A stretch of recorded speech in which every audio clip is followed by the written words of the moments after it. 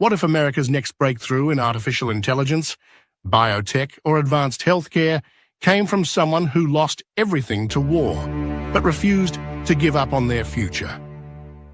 Welcome to Brain Drain Unlimited Foundation. We turn the tragedy of forced migration into a powerful engine of American innovation. Our mission is to help world-class talent rebuild, thrive, and contribute. This isn't just about survival, it's about leadership and impact. Our story begins with two unlikely partners. Konstantin Samoilov, a Russian-born activist who fled political persecution, joined forces with Manus McLean, a seasoned US business advisor with decades of experience helping newcomers navigate legal, financial, and professional systems.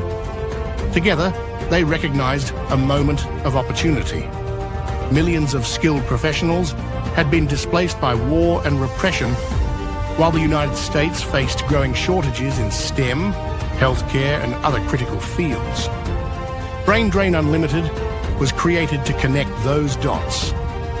As a registered non-profit, we focus on high-skill immigration that delivers real value to both individuals and the American economy. We provide targeted, hands-on support to help displaced professionals not only immigrate, but also succeed once they arrive. Here's how it works.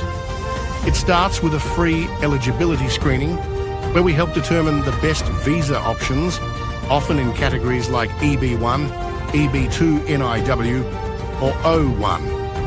Then we guide applicants through credential evaluation, ensuring their education and experience are recognized. We help assemble the necessary documentation and connect clients with trusted immigration attorneys to craft a strong legal strategy.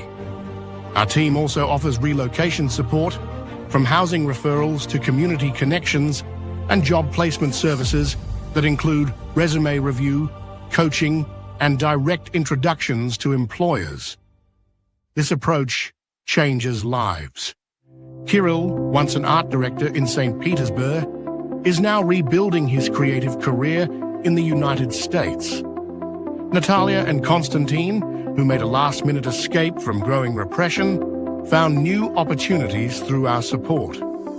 These stories aren't just about starting over. They're about building something meaningful. Many people ask if Brain Drain helps with permanent residency. The answer is yes, though it depends on the individual case. We specialize in visa categories that can lead to green cards and eventually citizenship. These include the EB1 for individuals with extraordinary ability, the EB2 National Interest Waiver for professionals with advanced degrees, and the O1 for those with demonstrated achievement. While we are not a law firm, we act as a strategic partner throughout the entire process, from early planning to long-term support. This mission matters.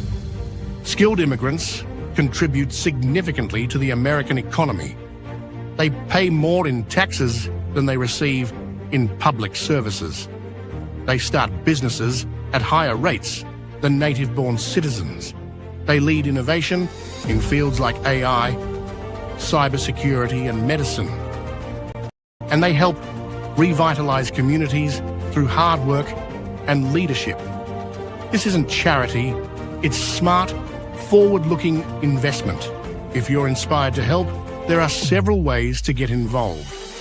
Donations fund essential services, like visa filings, document translations, housing support, and job placement.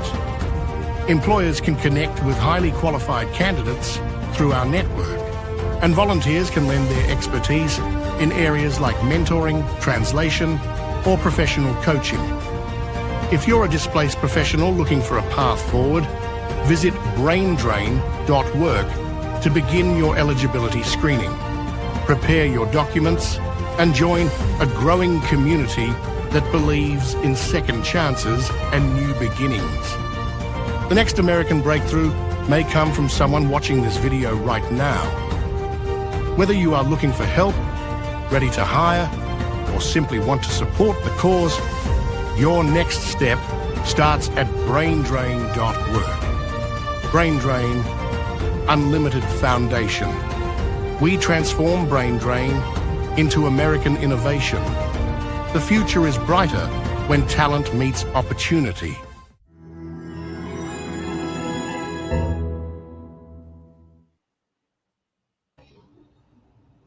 Howdy, friends. And hello, everybody. Manus, Eric. Hello from California. And Tamara. Howdy, howdy. It's good to see everyone. Welcome to Monday, our usual live stream here at Brain Drain Unlimited Foundation. It's called Meet Your New Neighbors. And this idea was born when we were talking to the potential, future immigrants, American immigrants, and they were telling us their stories. And then me and Manus, we figured out, hey, that'd be a great thing to share the stories with everyone on internet. So here we are, and we usually bring future immigrant or potential immigrant. There are different names. And today is a little different because that I'm going to be the interviewed one. I hope I am a future immigrant. And Manus and Eric and Tamara are going to be talking to me and asking me questions. So that's usually me who asks questions, but not today. Let me introduce myself real quick if you're here for the first time, and then I'll introduce our team members.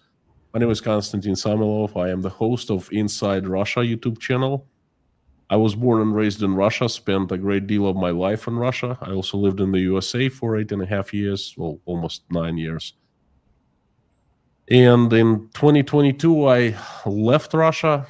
I'm living in exile in Uzbekistan because I am standing up against Russian government, and the Russian government doesn't like that.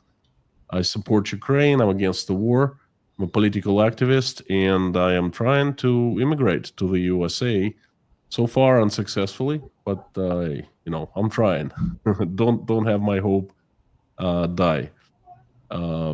We have Manus McLean and Eric Lickness and Tamara Bagatova, all are great friends and fellow members of Brain Drain Unlimited Foundation. Manus is the co-founder. Eric is the wizard. That's how I call him, and many the team members call. He's a director, one of the directors, members of the board, and Tamara is the compliance officer. Welcome, friends. Thank you for coming. Fantastic to see everyone. And, if you have something to say to introduce yourself a little bit, go ahead and ask me anything. I'm ready. I'm feeling like answering today. I'll jump in. I can tell you're a little bit more chipper than me, Konstantin. My name's Eric Lickness, and thanks for the wizard compliment. I have a background in management consulting and technology. I've been in the industry for quite a while. I'm about Konstantin's age, so that dates me. And I'm based out of California. I grew up in the Midwest, however, though, so I have exposure to a lot of places in the United States, from big cities to the West Coast. So we are going to do our best to ask Konstantin some questions and see where his head is at in terms of coming to the United States without getting into too many politics. And hopefully we'll get you off your normal Inside Russia track for a few minutes today. Yeah. Yes. Manus, anything to add? Fantastic. No, I'm looking forward to the conversation today. As many of you know, we're here in Philly or Philadelphia, and kind of I'm feeling like I'm coming down from a high a little bit. We just completed the Villanova Vista program for the second module, which gives us the certain capabilities, and everybody else is still coming back from vacation. So it's kind of like, okay, let's get this next round of success happening and whatnot. So other than that, let's get started. I would like to take this opportunity to congratulate Manus. Fantastic job. I remember how this idea was born. Actually, Manus pitched it, and we were just discussing. He said, "Look, we need legal representative of some kind, and this is a great program at Villanova." And then so let's do it. And then this is the result. Manus is the legal representative now. Fantastic. Manus has been back to college. Oh yeah. Cool. I like that old movie with I forgot the Rodney star. Dangerfield. Yeah. Right. Back to That's school. a great Yeah. school. Yeah, a great comparison for me. Yeah. Before we, Tamara, perhaps you have something to add? Yes. Hello, everyone. My name is Tamara Bogatova. I'm a director of compliance and board of directors, and I'm really happy to work with the team. And I think it's a great mission. Thank you. And I got to say, compliments to Tamara. She's been our organizational wizard over in Uzbekistan, and has also been one of our bilingual experts. So she helps us out when someone is speaking Russian. Yes. Eric, I also would like. Go ahead. I left Russia half year ago because of the war, and now I'm based in Uzbekistan. I would like to add that Tamara was actually a powerhouse attorney in St. Petersburg, Russia. She had practiced law for, 16 years? Yes. Tamara, 16 years, right? And then she's in exile. She left everything, walked away from her career, from her life, and my respect. You're one of us. Thank you. Yeah. Before we jump, there's some kind of like overlay cutting me into like two parts, dark and white. Do you know what it is? I have no clue. Yeah, it looks like you have something something showing on your on your camera app. Yeah, but I don't know what it is. It's not in StreamYard. It's on your camera app where you're trying to show something like you're trying to show like you're doing your newscast. I have no clue. Anyway, it's black and white. Yeah. Well, so Konstantin, you were an immigrant many years ago, and you came in as a student the first time. So you went through that process of getting a visa as a student. Now you're trying to go through the process to come in a different way. Can you say a few words to that and just where you're at and what your current state of thinking is and your goals? We'll just kind of open up the conversation. Absolutely. Absolutely. Thanks for bringing it up. It happened such a long time ago that I keep forgetting about that. But yes, I am a very seasoned immigrant. I left Russia when I was 20. I had just turned 20, and I literally had a backpack, just very little clothing, and that's it. And I moved to the USA. I went to southern Maine. Well, first I went to California. I had a summer session at UC Davis. Then I moved to southern Maine. I was a student at the University of Southern Maine for quite some time, for 4 years.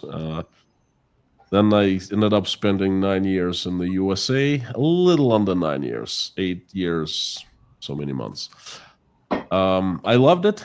I absolutely loved it. It's not about the country. It's more about the way of life. Because when I was growing up in the US, in the USSR, you see, for 20 years, the only place that I went was Moscow once for a few days and Lithuania, Klaipėda, for a few days, and that's it. My world was one city, and I rarely got out of that city. And then when I was 20, and I liked to read, I read everything, any book that I could find. Books were scarcity in the USSR, by the way. So I read anything. And in the books, I discovered a huge world outside my life, outside my city, outside my country. But it was like imaginary world. I knew it existed, but I had no experience of it. And when at 20, when I clearly remember, I took off at the airplane, and I was, Finland is not too far away from Moscow. It's like 30-minute flight. And I remember just after 30 minutes after taking off, I was seeing Helsinki underneath me, and it was blowing up my mind. And then I saw the UK, and then I saw the Atlantic Ocean. I had read about it thousands of times. I had imagined it before, but then I was seeing it, and boy, I loved it. Then I got to the USA, and I saw things I had read and heard so many times about. The first thing I did, I landed in Washington, D.C. First thing I did, I ran to the White House to see it with my own eyes, because I saw it in the news reports in the USSR so many times. And I stood where usually reporters stood, in front of this the fence. You could see the White House and things like that. And I flew to California, and that was it. I absolutely fell in love with the idea that world is not just one place where you're born and grew up, but it's a much bigger picture. And of course, I fell in love with the country, with people. Was unlike anything I had seen in Russia. It was freedom. It was different attitude towards life, different kind of system that country was governed by, and I absolutely loved everything. Then I returned to Russia after 9 years. I was married with kids. A lot of people ask me, and some Russians still ask me, why the hell did you leave the USA and came back to Russia? And I'm too tired of telling the story. I made a video on my channel explaining that in details. Okay, so if you want to hear my story of why I returned, why I left the USA, returned to Russia, go and check it out. Yeah, Nice. you know what? Nice. I'm gonna put a link right up here after we're done with this interview. And Yeah, then say it again. You've done some nice streams about that story, about your adventure coming to the United States the first time, and then your decision to go back. And I can understand that. I was an expat for several years, and I had a nice job in Switzerland. And I had a lot of my American friends say, why would you leave Switzerland? But I had a lot of the same feelings of, you just, there's some things you miss about your homeland. Now you're in the position where you're looking to come back to the United States. So Konstantin, you could literally pursue a career anywhere with your engineering background and now some of the streaming career you've built up. Why do you want to come back to the United States? Eric, don't throw rocks into me and people who watch me right now, but I still consider the USA the best country in the world. I'm seeing Larry Barth in the live stream chat right now, and he's from Canada, and he might have a different opinion. I've never been to Canada, so I can't compare. So, but out of all countries that I've been to, I can tell you I like the USA the most. That was my case for 9 years.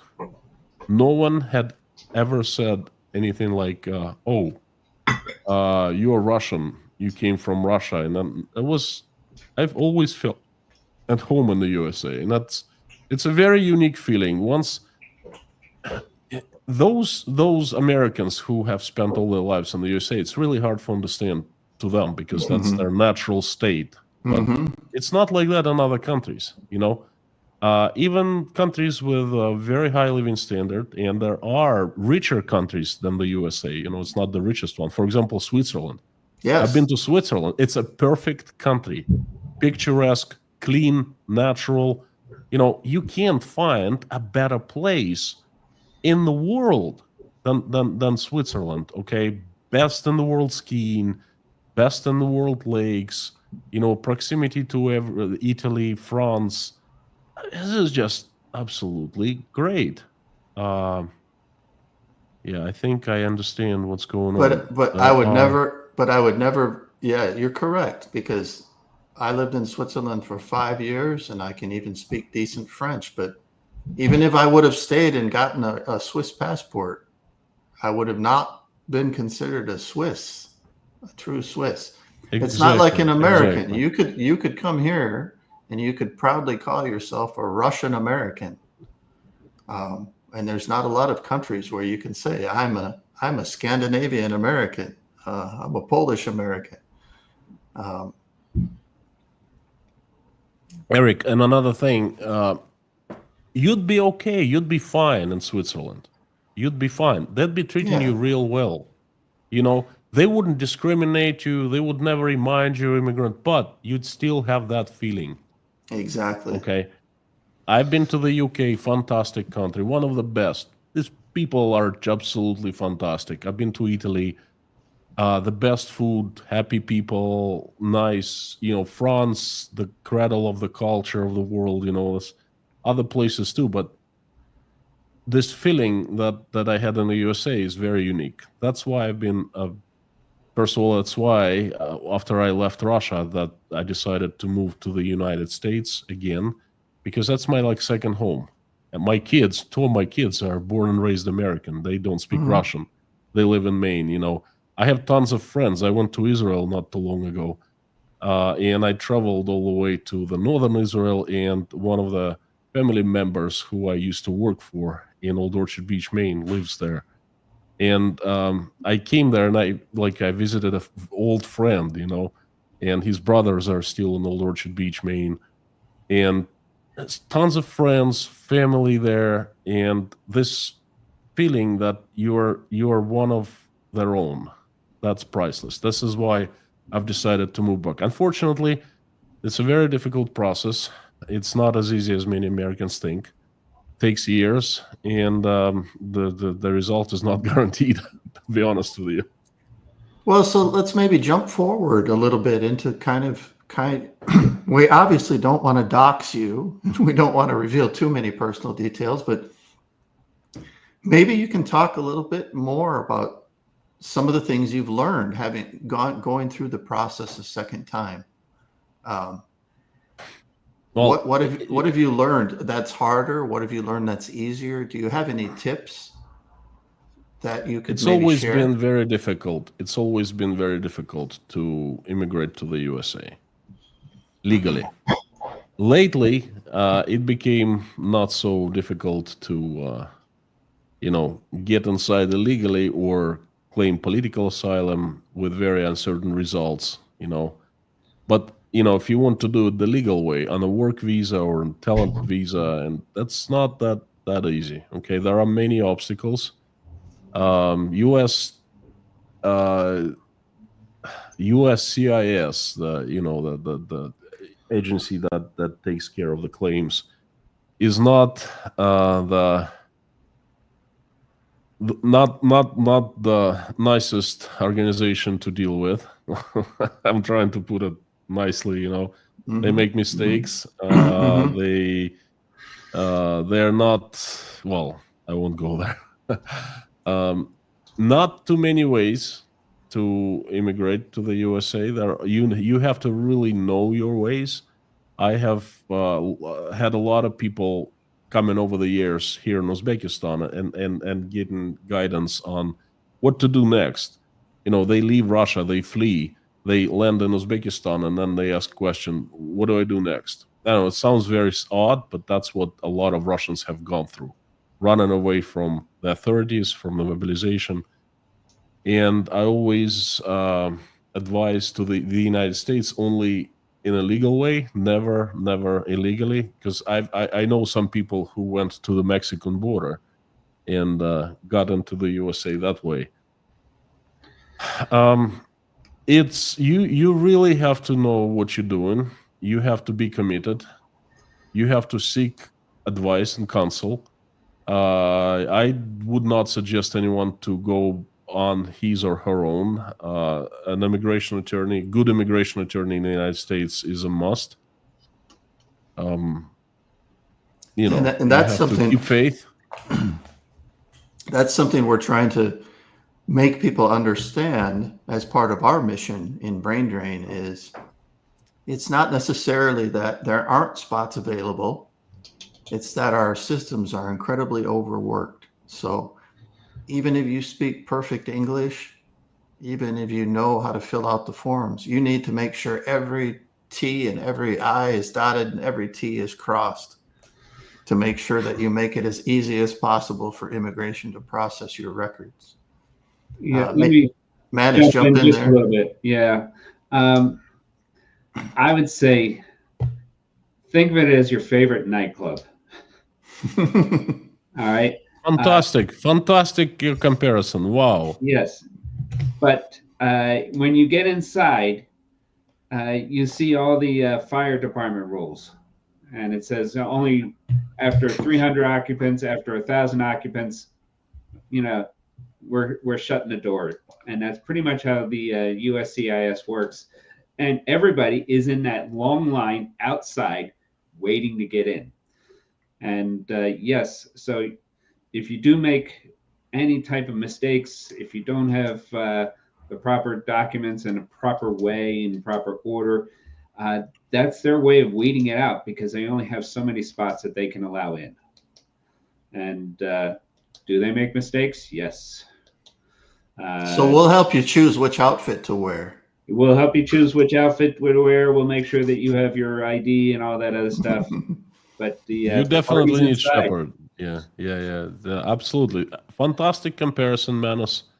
So I know it as well as you do because we've been trying to help people. On top of everything I said, I would add that it is possible. You know, it's not an mission impossible type of thing. It is very possible. You just have to have faith. You have to take steps. You have to have a plan. And just like anywhere, anything else in life, you know, if you know what you want and you're ready to take actions, you will get there. Well, on that note, what do you think is the greatest reason for the hesitancy? The greatest reason for the hesitancy? Which hesitancy do you mean? We see a lot of on the other side of people who want to come here, but they're hesitant to take that first step. They're, you know, and what advice would you give to people that are on the fence? I understand. They're thinking it's impossible. Okay. It's impossible. It's so difficult that it's just there's no chances that make it to the USA, which is wrong. It's difficult, you know, but it's not impossible. And I treat it like, you know, how would I put it?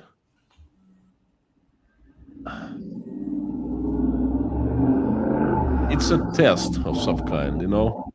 America tests people, and it accepts only those who try the hardest, and have those who have the most faith. Okay. Yeah.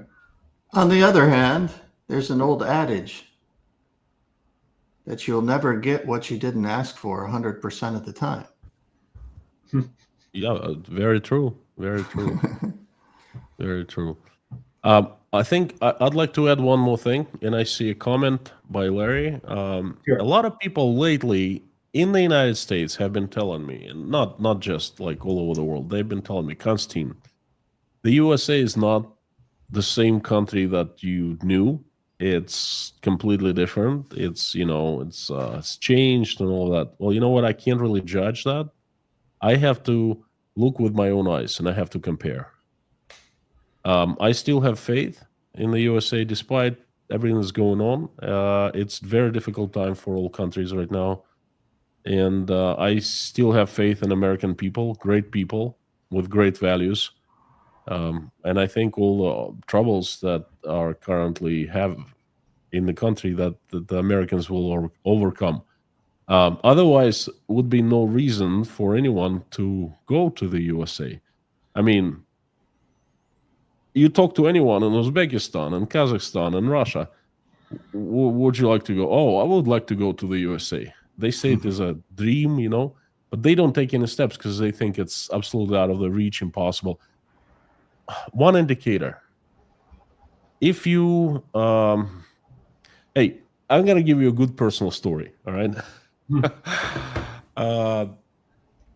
Clouds in Russia started thickening long time ago. After the annexation of Crimea, every year things got worse and worse and worse, and the government became more and more totalitarian. It was still okay, but we could all clearly feel something wrong in the air. And I think it was the year 2018, I needed to take a picture taken for some kind of a document. I think it was passport or something like that. And I came to a little photo studio in Moscow. I was living in Moscow at the time. And there are tons of tiny places, just one or two photographers, and they take pictures, official pictures for documents. And I came in the morning, and usually there's no one. I mean, they have a customer once in a while. And I showed up in the morning and I saw a line of 6 people. And okay, I'll come back next time. I got the coffee and left. There was a coffee shop next door. And then I came in the evening, 7 people. And then people in the line were calling and saying, oh, honey, bring the kids. I got the spot in the line. And I was like, what's going on? What is this? And everyone was kind of looked confused, not confused, but surprised. Okay, so I waited for about half an hour or so, which I hate waiting in lines. I spent all my childhood waiting in lines in the USSR. You're a Russian. You should be a pro at it. I am pro, but I hate it. I absolutely hate. Let's put it this way: I have lots of experience.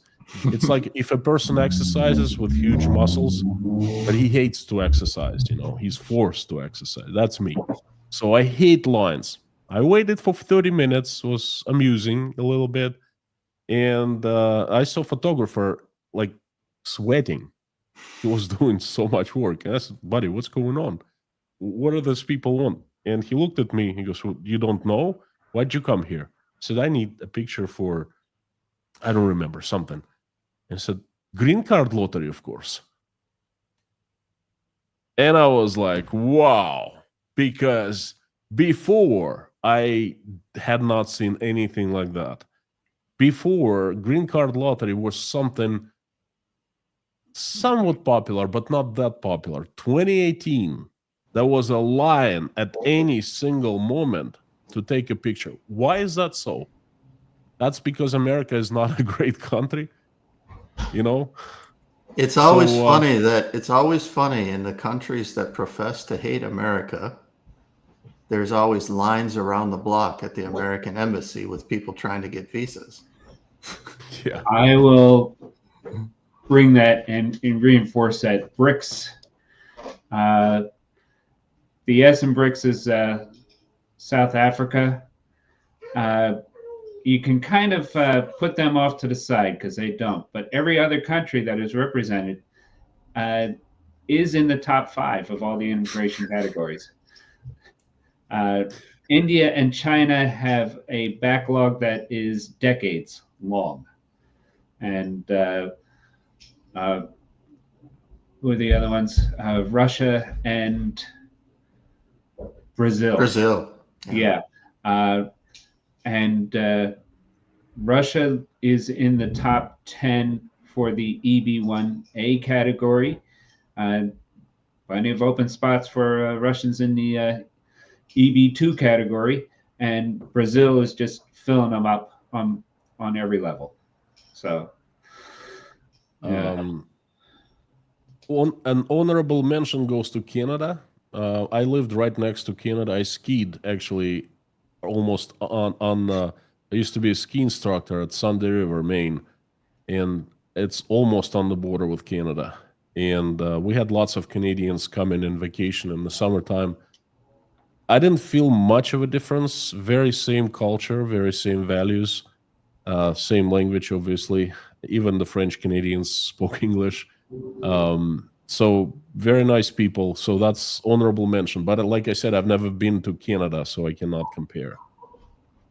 So Konstantin, we want to leave a little bit of time for questions, and we remind anyone who's watching that put your questions in the chat for Konstantin. We always put our guests on the spot. I'll put you on the spot as well. So imagine you're on the plane to America tomorrow. So what would be your concerns in the current environment? What would be the first thing you'd be concerned about setting up when you get to the United States? You've been here before. Anything.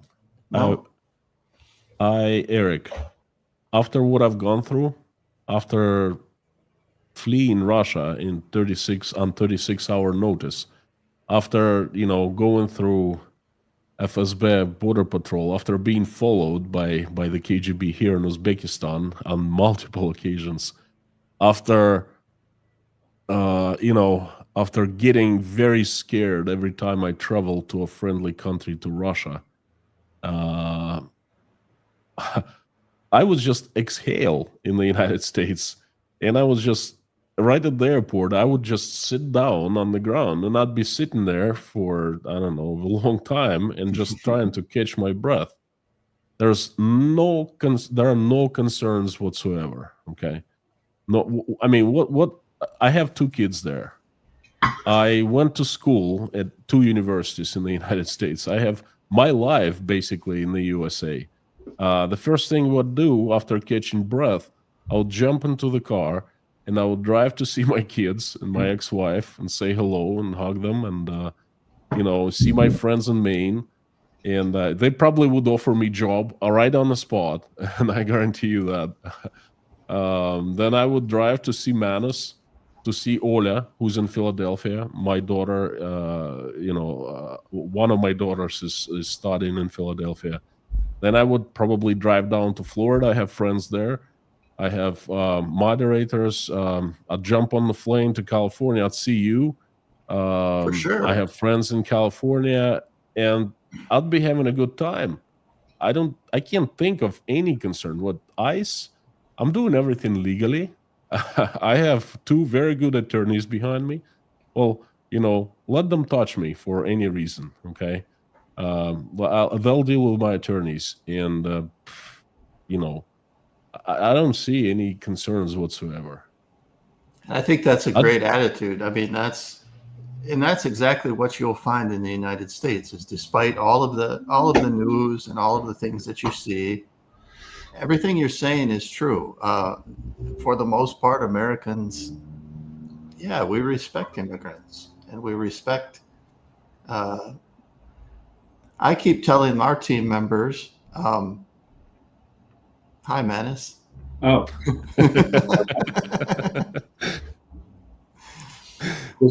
I keep telling our team members, if you came to my hometown, the first thing people would do would be surrounding you and asking you all kinds of questions about where you came from and what do you think about America. And they'd be offering you all kind of food. Eric, one thing though, I want to clarify this.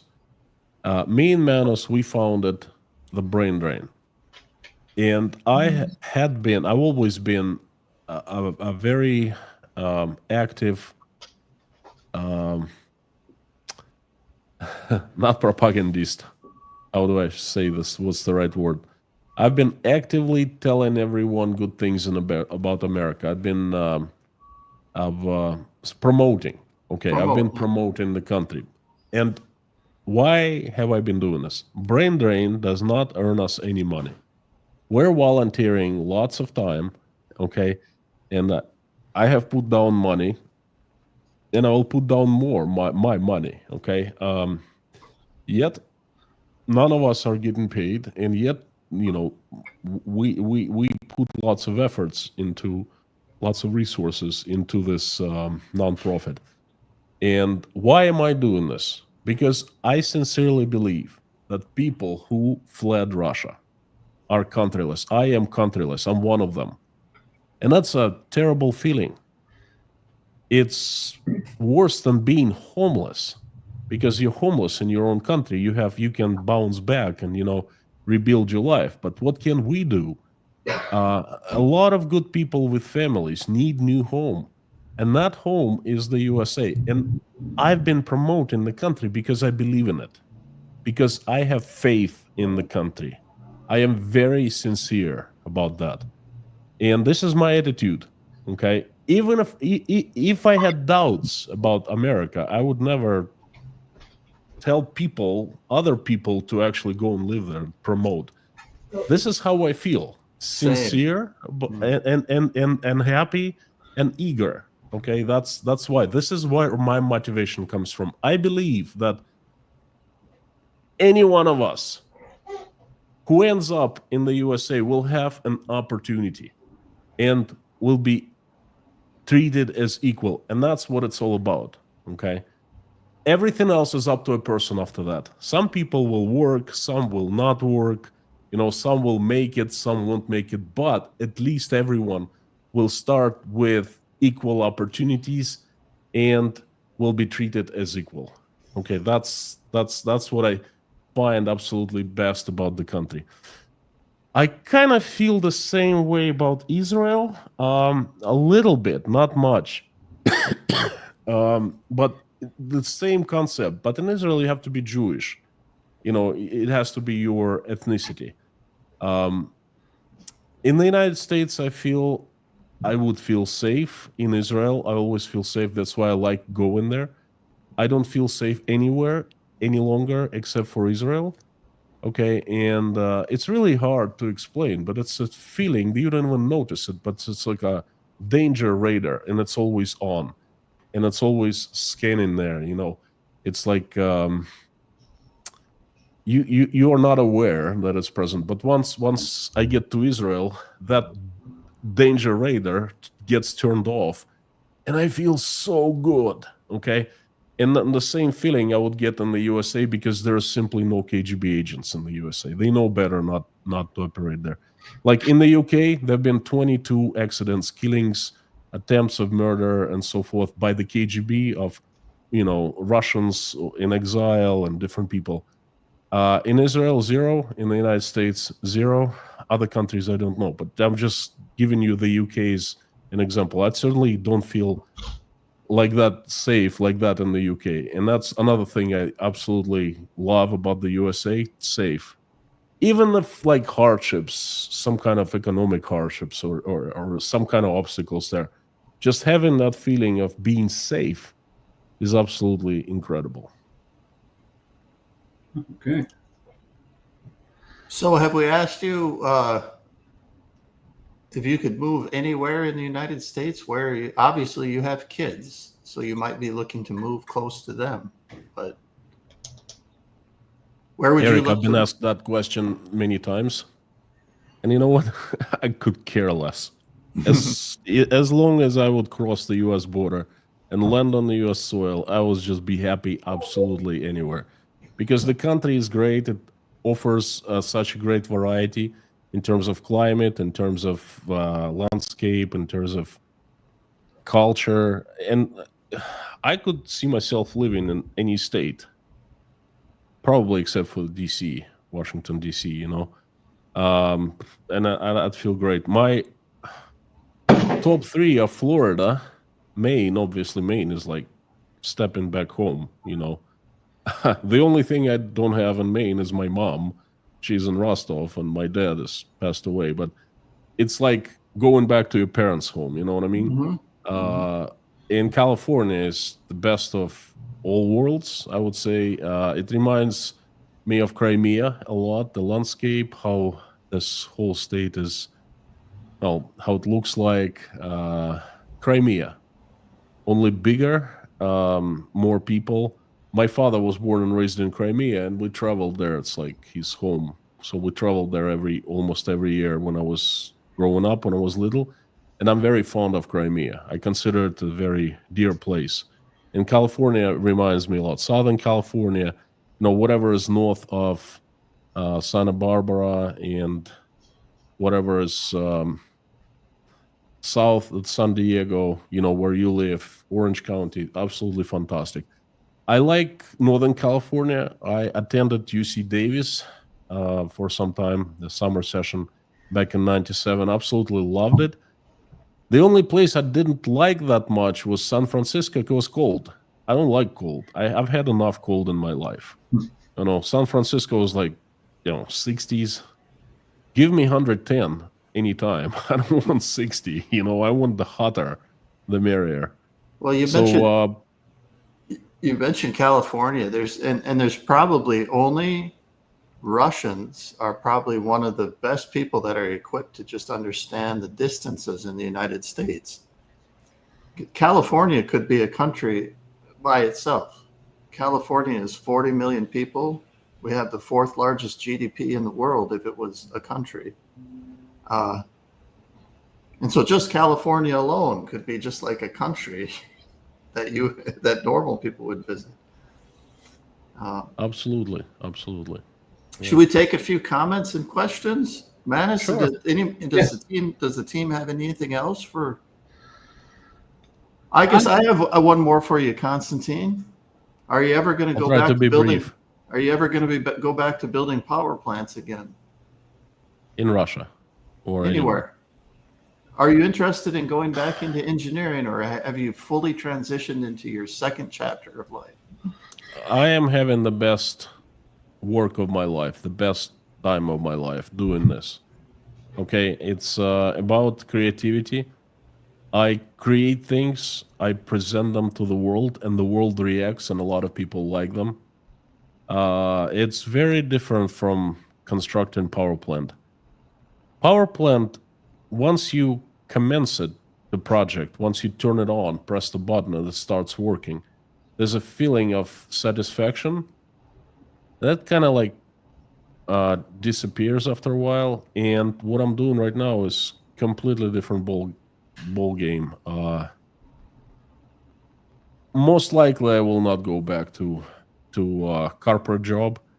Building power plants sounds very sexy, but don't forget, I worked in a large corporation. I helped to build the large corporation, and before constructing power plants, I had to play the corporate game every single day. I had to, well, you've been there, right? I had to have alliances, I had to have friends, and I had enemies who trying to, get onto my place, so to speak, because I was pretty high in the corporation, and for years and years. And then it's normal. It's like, that's what you do when you work in a large corporation. I didn't like that at all. And I liked the part of actually building something, building the power plant or substation. But I certainly don't like the corporate world, and I don't want to go back there whatsoever. So probably not. But you know what? You never know. It's a very, very interesting and vibrant life, and I don't know. I'm like you, but never say never. Yep. So let's see here, Larry. You know what I would like to do though.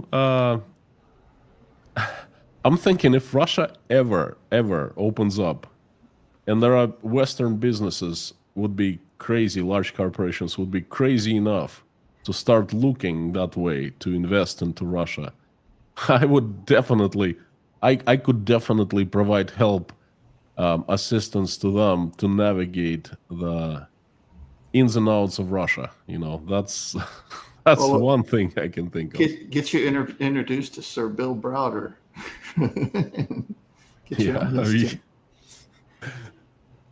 So I just wanted to pull up a comment here. Here's a comment from Larry.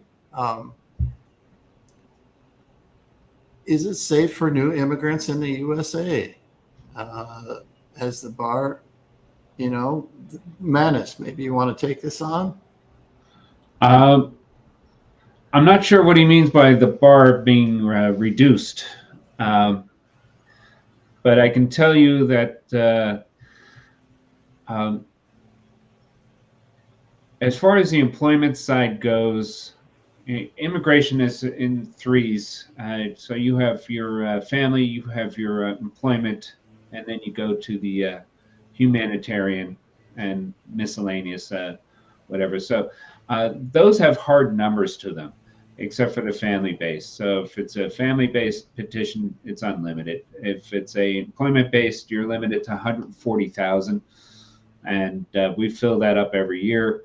And humanitarian side, it's only 50,000, and we have a lot of applicants on that, and they tend to get also put off onto the waiting list, as far as getting the full visa or whatever. So you could be decades away for asylum, at least a decade away. But as far as your question, has it, well, remind me, what was your question? The question is it still safe? I mean, with all the ICE action, is it still safe to immigrate? Is it still safe? I mean, the only ICE activity I've seen so far is on the television. And it's kind of like amazing that the television crews seem to follow them and to be there when they do their exercises. Yeah, I would say the same. I mean, a lot of ICE action is coming out of California, and yeah, unless you're sitting outside of a hardware store at 11 o'clock in the morning waiting for ICE to show up, you're not going to see ICE. I mean, it's kind of like, as I was kind of alluding to, once you see the television news crew show up, then ICE is yeah. Because they have to put on their show for the news feeds and whatnot. Here, if it leads, it bleeds. If it bleeds, it leads. Yeah. Yes. The reality is that as hard as they are trying, they have not succeeded in. I mean, they are in competition with Obama's numbers of deportations, and they're kind of coming up a little bit slow on that. So here's another interesting comment here. I would be afraid of ICE sending me to a third-party country. We have seen some of those deals start to float around of deporting people to third nations. It is clearly against the law here in the United States to do that. The administration, unfortunately, is charged with enforcing the law against itself. And so, again, it's kind of isolated cases. And there would have to be a whole host of things that would go wrong in your case for that to happen. One, your originating country refuses to take you. So, may I add something to that? Yes. Manus, you know what I'd really like to see? The statistics of how many visitors come and go to the USA. Not right now. If we could prepare it for the next live stream, because this is a good question, and I'm thinking it myself as well. I mean, I'm just like you, watching TV, and not TV, but like news. I read news and programs. I rarely watch TV. I watched American TV, Newsmax and Fox and CNN when Putin was visiting Alaska for 3 hours. I watched the program, and it was making me sick, to be honest with you, okay? And I didn't like it. So I don't watch TV, but I watch reports once in a while, and it's also concerning because they say, well, you know what, ICE, Border Patrol turns people at the border, doesn't allow the Germans in, the tourists, and so forth. Now, the United States of America is 350 million people. In the airports, Los Angeles, the big entry ports, Los Angeles, Chicago, Miami, New York, Boston, they have enormous traffic flow. Yes. Enormous. And It'd be interesting how many thousands or tens of hundreds of thousands of people or millions come through in and out every month. And I would be concerned if Border Patrol would be turning down like every third or every fourth person. Well- that we would be seeing millions of those cases. Here's a quick AI search, and I'll just give you the stats for one border crossing. Uh-huh. One border crossing south of here, San Ysidro, processed 14.8 million crossings in 2024. Yeah, like one border crossing. Tourists and everyone, right? 15 million border crossings. So, yeah, they probably caught a couple people at that border checkpoint out of 15 million.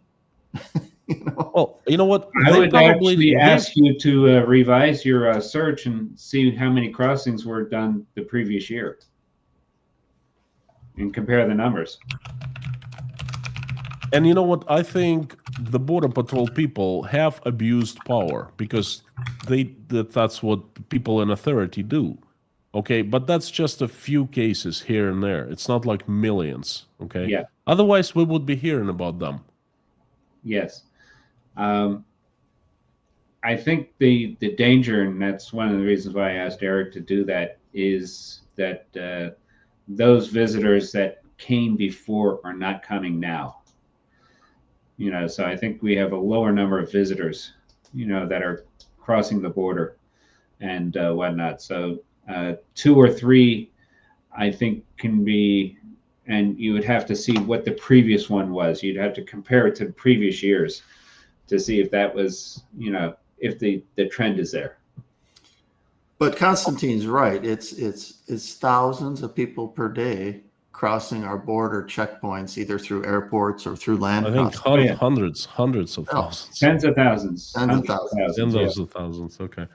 But I can answer this question like me. If I had a visa, which I don't, foreseeable future, I don't know. But if I had a visa and tomorrow I'd jump on the plane, would I be concerned? Hell no. Well, we have a team member. We have a team member in the U.S. right now that came on a legal visa to see her family. Who's that? Alexandra. She's in America. Yeah. I didn't know that. I just saw her a week ago or something at the breakfast. She's been here for quite a while. So yeah, but really? She's here on a couple of weeks ago. She's here on a legal visa, and she came right through the airport. She said that the people asked her 2 questions. They looked at her passport. They said, "Welcome to America. Have a nice visit." The tourism industry in Florida and in California, I believe, has suffered because of lack of visitors from overseas. But other than that, I haven't seen too much evidence. And it's not because they're being picked up by ICE and being sent away. It's because they choose not to come for various reasons, tariffs, whatever, and things of that nature. Okay. Couple more questions. I would like to say thank you, everyone, for coming. The visitors, thank you for conversing with us and typing your questions. If you're watching the replay, please hit like and subscribe, and please follow us on social media. We're trying hard to spread the message. You might see a few interesting graphics or funny statistics or things you can share. We're trying hard to keep it entertaining. Yeah. Well, it's a good question. Applying to the USCIS is no good. It's best to come here and go to the embassy and get an immigration lawyer. This guy couldn't have been more wrong. Yep. First of all, there are no embassies in the United States. And, yes. The only way, and if potential immigrants, if anyone wants to immigrate to the United States, you're listening to me right now, read my lips. The only way to come to the USA is to apply to the USCIS. If they deny you, well, be it, okay? You won't come, but don't ever come with trying to get around USCIS. That's the worst thing you can get. Then you become illegal, and then you'll become the target of ICE. Then you'll get lots of negativity towards you from regular American people, from many of them, and your life is not going to be good in the USA. And you'll rack up a 10-year ban from. Yes, it's the dead end. Do not ever try to avoid USCIS. That's the only way. Apply to the USCIS. And there are no embassies. And yes, get yourself a lawyer before applying. Have lawyer as your shepherd to guide you through the USCIS, this tricks. Or come to us. We'll support you as well. We'll find you. We'll help you find a lawyer. We'll direct you to the right direction, So I wanted to, so everyone to see that comment. Okay. I would double that. There is no embassy in the United States that you can go to. Embassies are in foreign countries. You can apply for a travel document. It's a complicated procedure. You're better off just contacting us, and we'll get you through that and whatnot. And I also would like to, bring up this fact that don't get your hopes high for the U.S. embassies outside the United States. They don't even represent well the American citizens, born and raised. No. I had 2 of my children. They needed to get to the U.S. embassy in Uzbekistan. American citizens, okay? They said, we have an emergency, we need to get in. Guess what? They didn't even let them close to the embassy. Manus remembers that quite well. Okay, they had their passports and everything, which we need to get in. And then basically they were shown a finger. So don't get your hopes high for the American embassies. I don't know what these people are doing. The only good embassy I saw was in Israel. In other countries, Yeah, it's like the quality of the postings vary. The quality of the people in terms of their experience. The more experienced people go to the bigger embassies, obviously. So in smaller countries, you get the less experienced people. Well, yes, Moscow you graduate from college, you have your degree, and you get your job at the Foreign Office or Foreign Service. And if you are at the top of your class, you get to choose. And for some odd reason, they're choosing Italy, they're choosing France, they're choosing Belize, and all those other places. And Uzbekistan, for Tashkent isn't high up on the list. It's not high up on the list. They have their ideas of romantic places to go to, and maybe once you make pilaf more popular, they'll line up. Well, gentlemen and lady, we're coming up to the top of the hour. Yes. Anyone else have any burning questions for Konstantin? I think it's been a good discussion, just reminding everybody of where he came from and where America is.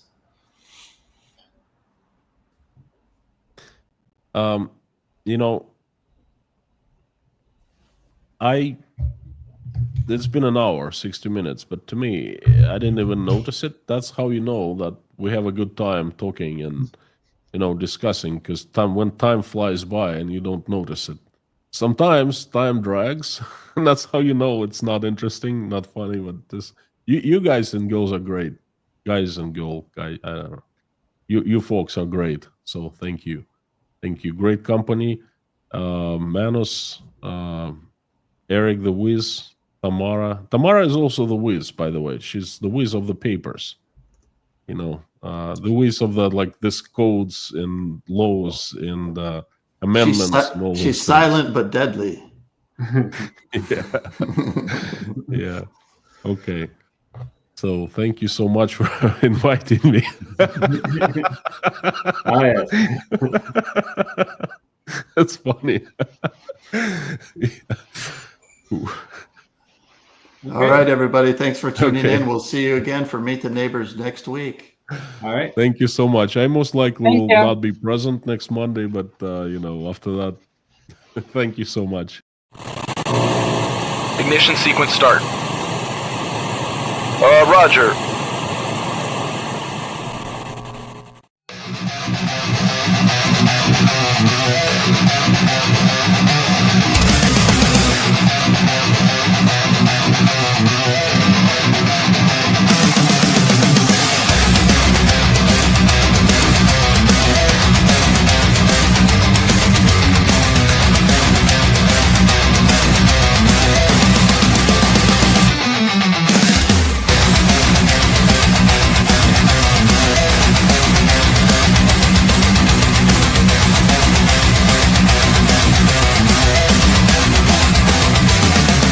In the dead of night, when the iron hand prevails, they hoard the brightest minds behind shadowy veils, putting schemes like rusted chains, trying to hold us down. But we see that hidden fire, the spark they've yet to crown. Steal the spark, light the dark, brain drain fuels our rebel quest. Bring lost souls to the western mark. Steal Putin's thunder, recruit the best. Change shatters, we soar high. Refugee hearts claim freedom's light. Rise as one into the western sky. Our voices call through endless night.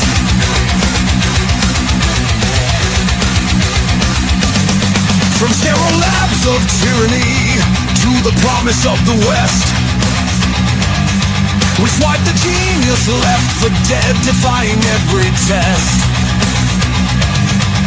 No more will they confine our light or cage our daring art. We're the renegade resurgence, stealing brilliance from the heart. Steal the spark, light the dark, brain drain fuels our rebel quest. Bring lost souls to the western mark. Steal Putin's thunder, recruit the best. Change shatter as we soar high. Refugee hearts claim freedom's light. Rise as one under the western sky. Our voices call through endless night.